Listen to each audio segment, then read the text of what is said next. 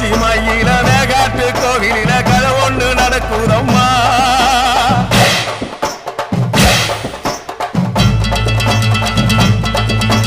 காட்டுப்புலி ஒண்ணு காயம் பட்டு போச்சே காரணம் யார் சொல்லம்மா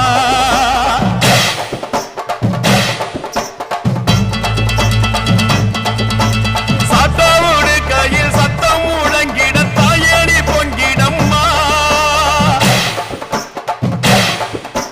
சாத்தாவோடு கையில் சத்தம் முழங்கிட தாயணி பொங்கிடம்மா சூளக்காளியே அத்தா தாயே